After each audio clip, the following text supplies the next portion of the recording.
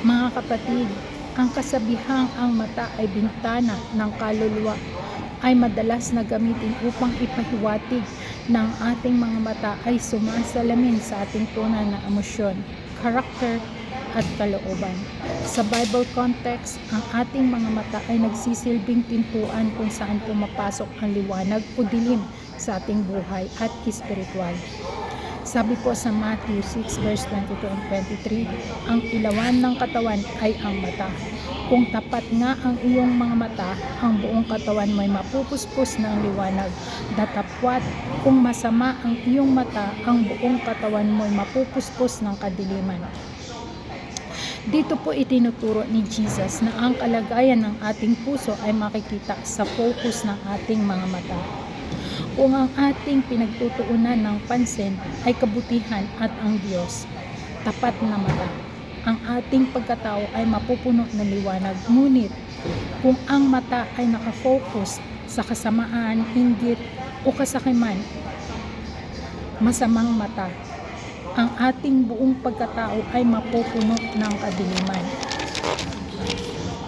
Ang ating mga mata ay bintana na nagpapakita kung ano ang laman ng ating puso, kaya't mahalagang ingatan ang ating tinitingnan.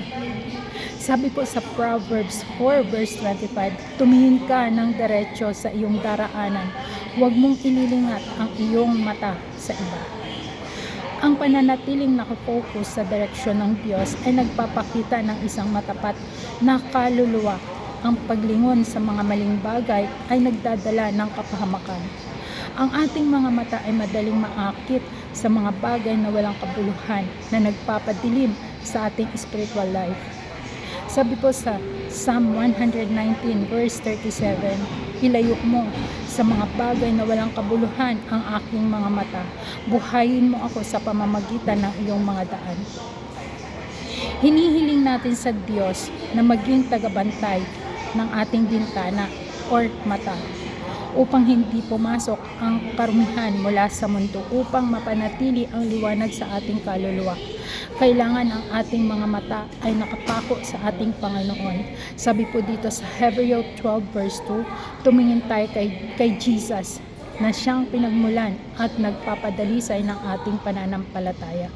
Ang pagtingin kay Jesus ay nagbibigay ng kalinawan at direksyon sa ating buhay. Ang ating mga mata ay hindi lamang physical na organs, kundi spiritual na pintuan. Ang anumang pinapapasok natin sa ating mata, mga palabas, hangarin, focus, ay siyang humuhubog sa ating kaluluwa. Kung nais nating mapuno ng liwanag ang ating buhay, ituon natin ang ating mga mata sa Diyos at sa Kanyang mga salita. Amen po. Amen. And God bless you po, and to God be all the glory and honor. In Jesus' name and in the power of the Holy Spirit. Amen and amen.